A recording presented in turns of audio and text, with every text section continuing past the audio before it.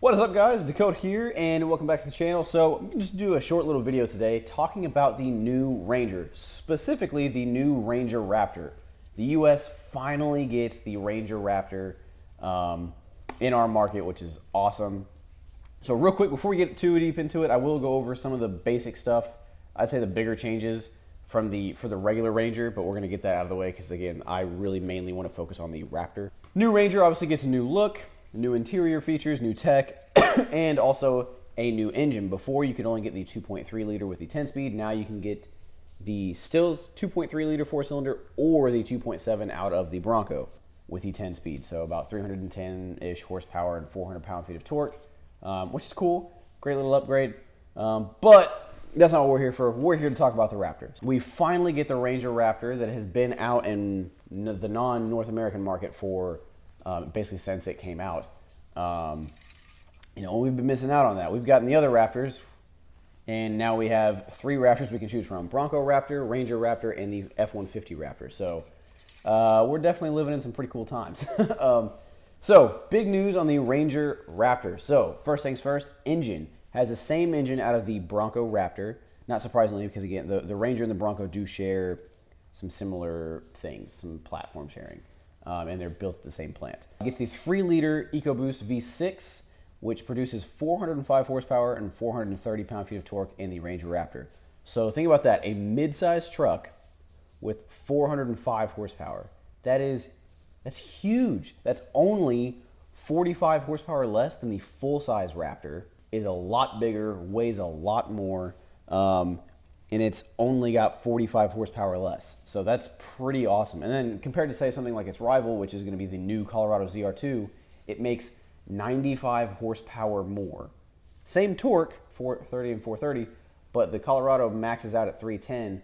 This has 95 horsepower more than that. So that's going to be pretty interesting to see those two get compared, 8-speed versus 10-speed. So that little thing should be a rocket ship. Now, suspension-wise, you're going to get box 2.5-inch live valve shocks, which is going to be awesome and electronically adjustable, just like on the Bronco Raptor and the F-150 Raptor. If my Raptor was anything to go by, they should be fantastic. Those shocks can take a beating off-road and then give you a super awesome ride on-road. So that's going to be pretty sweet. Gets a new Watts Link rear suspension. It's riding on 33s, which is interesting because the Ranger Raptor in other markets, from what I could tell, came with 35 standard. So I think that's interesting that they went down a size. But maybe they're going to do what they did with the regular Raptor, which is, offer it on 33s, but then offer a 35-inch package.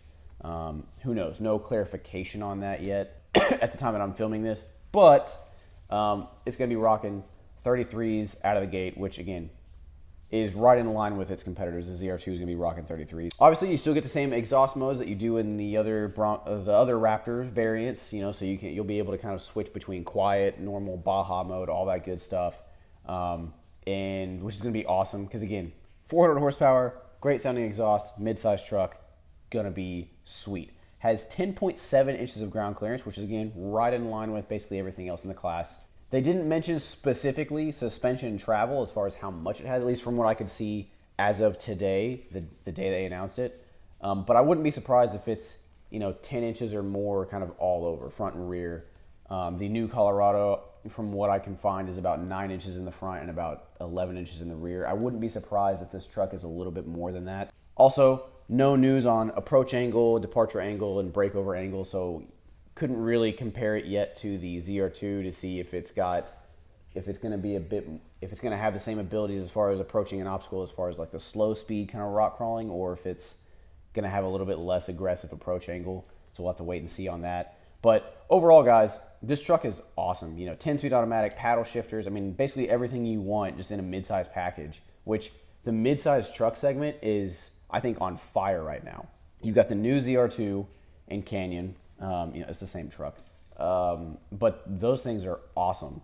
They did a really good job. The new Ranger Raptor is coming in with 405 horsepower. So things are getting hot. And what's crazy is they're cheap. Now, hold on, before you start freaking out and being like, oh, this ain't cheap. The The new Ranger Raptor starts at 56. Now, again, I know some people are going to be like, that's so expensive. How could you say that's cheap? Guys, a Gladiator with the same features, same tech, all that stuff, you're talking about right around $70,000 to get an equivalent vehicle. Not one with cloth seats, a manual transmission. I'm talking about to get one equipped the same, you're going to be spending around 70 grand on a Gladiator. That's $20,000 more almost than each the ZR2 and the new Ranger Raptor. The Colorado ZR2 that I spec'd out was $53,000. That's fully loaded, everything on it, with the exception of the stupid Desert Boss package. But $53,000 gets you basically everything. The Ranger Raptor is a little bit more than that, but you also are getting 95 more horsepower. Again, like Jeeps and Broncos are $60,000+, right, for similar equipment. And these are mid-sized trucks that are arguably more practical. And then when it comes to high-speed stuff, these things will crush the Gladiator and currently crush the current Tacoma.